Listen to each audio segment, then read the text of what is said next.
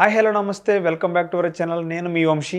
Present మనం situation చూసినట్టయితే కడపలో జరిగిన దర్గా విషయం, రామ్ చరణ్ గారు అయ్యప్ప మాల వేసుకొని దర్గాకి వెళ్ళి వచ్చిన తర్వాత చాలా విషయాలు వచ్చినాయి అన్నమాట. రామ్ చరణ్ గారి చాలా కేసులు అయినవి అని చెప్తున్నారు. దాని గురించి మనతో మాట్లాడడానికి సీనియర్ జర్నలిస్ట్ జవతి గారు ఉన్నారు. సార్ నమస్తే సార్. సార్ ఇప్పుడు దర్గాలోకి అయ్యప్ప మాల వేసుకొని వెళ్ళకూడదా? ఇప్పుడు అందుకనే కదా ఇప్పుడు రామ్ చరణ్ మీద చాలా కేసులు కూడా ఫైల్ చేశారు. శంషాబాద్లో కేసు అయిందని ఇప్పుడు వైరల్గా మారిపోయింది.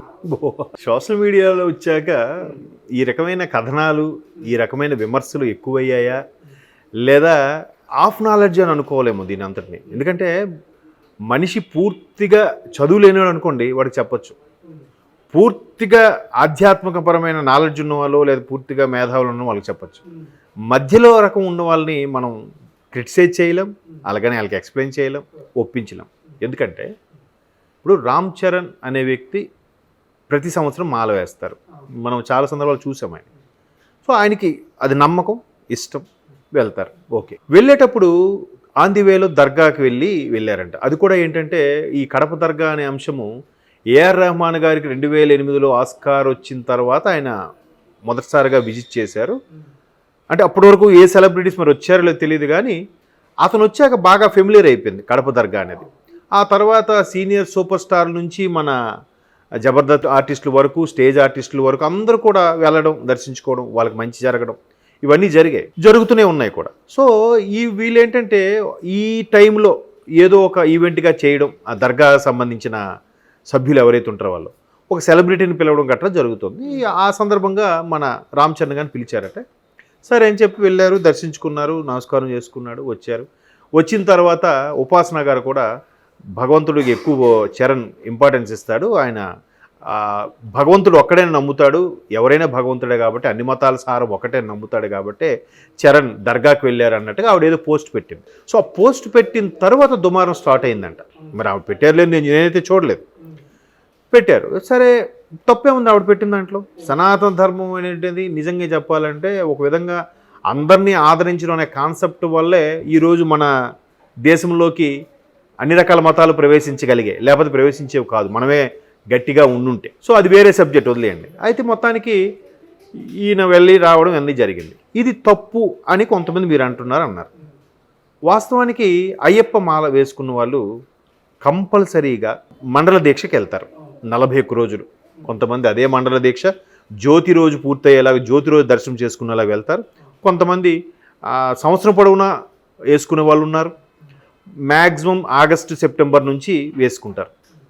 ప్రతి నెల కూడా ఒక 4-5 రోజులు గుడి తెరవబడుతుంది, మిగతా అన్ని రోజులు తెరవకపోయినా. ఈ నవంబర్ 15 నుంచి మాత్రం ఆల్మోస్ట్ డిసెంబర్ 26 వరకు కంటిన్యూగా ఉంటుంది. మళ్ళీ జనవరి 1 నుంచి కంటిన్యూస్గా జ్యోతి వరకు కూడా 16-17 తేదీల వరకు కూడా దర్శనం అవుతుంది. సో మండల దీక్షకి వెళ్ళే వాళ్ళు ఏం చేస్తారంటే పెద్ద పాదము, చిన్న పాదం అని వెళ్తారు.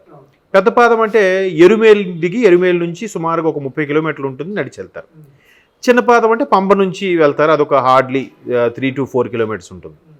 సో ఎరుమేలిలో ఇక్కడ మనం ఎరుమేలి అని ఎందుకు ప్రస్తావిస్తున్నానంటే వాపర్ బాబా అని ఒక మసీద్ ఉంది ఎరుమేలిలో, ఎరుమేల్ టౌన్ మధ్యలో ఉంటుంది. అక్కడ నుంచి స్టార్ట్ చేసే ప్రతి ఒక్కరు కూడా ఆ వాపర్ బాబా మసీదుకి వెళ్ళి మాలతో ఇరుముడితో వెళ్ళి దర్శనం చేసుకొని అక్కడ ఒక విధంగా చూసారా, పీర్ల కొండకి వెళ్తే ఎలాగా గానా భజన్ లాగా భజన చేసి ఊరేగింపులా చేస్తారో ఒక దీపం వెలిగించి అయ్యప్ప స్వామి భజన చేసుకుంటూ మసీదు చుట్టూ తిరగడం లేదు రోడ్డు మీద తిరగడం గట్టా స్వాములు చేస్తూ ఉంటారు. నేను రీసెంట్గా వెళ్ళాను, చూశాను కూడా. సో ఎప్పుడో అయ్యప్ప స్వామి వాపర్ బాబాకి వరం ఇచ్చారట, నాది కొండకొచ్చే భక్తులు నిన్ను దర్శించుకొని ఒకసారి వస్తారు, నీకు అభయమో వరమో ఇస్తున్నానట్టుగా.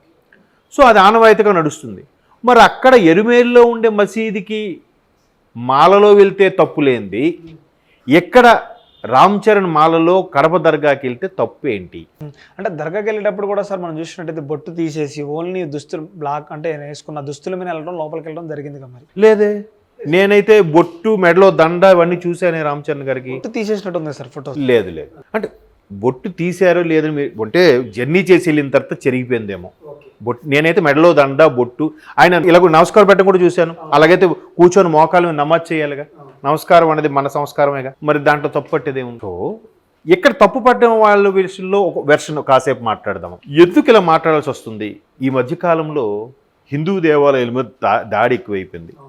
ముత్యాలమ్మ గుడి కాడి నుంచి నిన్న కూడా భూపాలపల్లి దగ్గర హనుమాన్ టెంపుల్ కూడా ఒక దహనపరిచారు, కాల్చేశారంట. ఎవడు అడిగేవాడు ఎవడు లేడా? మాట్లాడరు ఎవరు? ఆ వదిలేయండి, దర్గాకి వెళ్ళారని ఇది పట్టుకోండి, ఇది హైలైట్ చేయండి, వైరల్ చేయండి.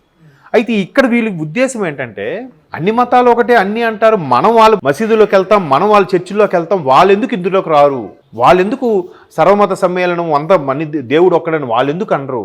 మన ప్రసాదాలు తినరు, మన దేవాలయాలకు రారు, మనం మాత్రం సనాతన ధర్మం అందరూ కలుపుకుపోవాలని ఉద్దేశం మనం ఎందుకు వెళ్తామా అనే వాదం ఈ మధ్యకాలంలో ఎక్కువ అవుతుంది సోషల్ మీడియాలో. సో అందుకు అటువంటి వాళ్ళు రామ్ చరణ్ అతిగా ఇష్టపడే వాళ్ళు, రామ్ చరణ్ గారిని అతిగా అభిమానించే వాళ్ళు, సార్ మీరు వెళ్ళడం మాకు నచ్చలేదు అనే అభిప్రాయం ఇప్పుడు నెట్టింట వైరల్ అవుతుంది కదా. సో ఏదైతే అన్ని మతాలు ఒకటి కాదు అని కాన్సెప్ట్ నడుస్తుందో నిజానికి అది నిజమనేమో అనిపిస్తుంది. ఎందుకంటే దేవాదాయ ధర్మాదాయ శాఖలో అన్ని మతాలు ఎక్కడున్నాయి? ఓన్లీ హిందూ దేవాలయాలు, హిందూ మతమేగా ఉంది. మరి ఓన్లీ హిందూ దేవాలయాలకు వచ్చిన ఏంటది హుండీ పెట్టుబడి కానీ, హుండీలో వచ్చే ఆదాయం కానీ పథకాలకి, ప్రభుత్వ పథకాలకి, సకల జనులకి ఉపయోగించే మౌలిక సదుపాయాలకు వాడొచ్చట, ఆ దేవుని మాత్రం నమ్మకూడదంట. ఎట్లా మరి మిగతా మతస్థుల తాలూకు మందిరాలు కానీ, దేవాలయాలు కానీ, మిగతా ఏవైతే ఉన్నాయో సమ్ XYZ అవన్నీ మరి దేవాదాయ ధర్మాదాయ శాఖలో ఉన్నాయా? ఎందుకు లేవు? ఎందుకు ఎవరు ప్రశ్నించరు? గవర్నమెంట్ కింద లేవు కదా సార్. ఎందుకు లేవు? ఒక్క హిందూ దేవాలయకే దేవాదాయ శాఖ ఎందుకు పెట్టబడింది? అలాంటి సందర్భంలో అన్ని మతాలు ఒకటి కాదు, మీరు అందరిని ఒకలా చూడట్లేదు అనే వాదం ఎక్కువ అవుతుంది. నిజమేనేమో అనిపిస్తుంది. సో ఇలాంటి ఆలోచన విధానంలోకి వెళ్తే రామ్ చరణ్ అనే వ్యక్తి ఆ మసీదులోకి వెళ్ళడం ఎంతవరకు కరెక్టు అనేది క్వశ్చన్ మార్క్. ఇప్పుడు ఇదే AR రెహమాన్ తిరుపతి వచ్చారా? వెళ్ళొచ్చుగా. లేదా విజయవాడ వెళ్ళొచ్చు, లేదా అక్కడ మధురై వెళ్ళొచ్చుగా, తమిళియన్ కదా ఆయన. లేదా అరుణాచలం వెళ్ళొచ్చుగా, తిరువన్నామలై. మరి మనం మాత్రం మన సెలబ్రిటీలు అందరికి వెళ్ళొచ్చు, వాళ్ళు మాత్రం దేనికి వెళ్ళకూడదా? ఏమిటంటే టైం లేదా? అంటే నమ్మకం లేదా? అంటే ఇలాంటి వాదనలన్నీ వచ్చినప్పుడు రామ్ చరణ్ వెళ్ళడం కరెక్ట్ కాదు. అక్కడంటే స్వామి అభయం ఇచ్చారు కాబట్టి, ఒక మనిషిలా చూశారు కాబట్టి తప్పు లేదు. ఎరుమేల్లో దర్శనం చేసుకుంటారు, వెళ్తారు. ఎక్కడెందుకు మాలలో ఇక్కడ వెళ్ళడం అనేది కాన్సెప్ట్ లేదు. ఎక్కడ జనరల్గా హిందూ దేవాలయాల వరకు వెళ్ళి దర్శించుకొని ఉదయం స్వామికి నైవేద్యం, పూజ, భజన అంత అయిపోయిన తర్వాత ఏదో ఒక దేవాలయం దర్శించుకున్నప్పుడు దేవాలయంకి వెళ్ళి వెళ్ళొచ్చు. కానీ ఆన్ ది వేలో శబరిమల కొండకి వెళ్తున్నప్పుడు ఇట్లాంటి దర్గాకి వెళ్ళి వెళ్ళకూడదు, వెళ్ళకపోయి ఉంటే బాగుండేది అనేది కొంతమంది అభిప్రాయం. ఏదైతే ఇక్కడ అన్ని మతస్థులు ఒకేలా చూడటం లేదో ప్రభుత్వం కానీ, కొంతమంది మతస్థులు కానీ, ఇటువంటి ఫీలింగ్ రావడం వల్ల రామ్ చరణ్ అనవసరంగా వెళ్ళాలి, అలాంటి వెళ్ళడం వల్ల వాళ్ళకి ఎక్కువ ప్రయారిటీ అయిపోతుంది, మనకు తగ్గిపోతుంది అనే భావం వల్ల వాళ్ళలాగా వైరల్ చేస్తున్నారేమో అనుకుంటున్నాను. ఒక వెర్షన్లో వాళ్ళ వాదము కరెక్టే, ఇంకో వెర్షన్లో చూస్తే అన్నిట్లో భగవంతుని చూసిన వాడికి అది రాయైనా, కొండైనా, రప్పైనా, సమాధైనా ఏదైనా ఒకటే, తప్పులేదు. బట్ చూద్దాం ఈ వైరల్ అంశం ఇంకైనా ఎంత ముందుకు తీసుకెళ్తుందో, ఎక్కడ బ్రేక్ పడుతుందో వెయిట్ అండ్ సీ.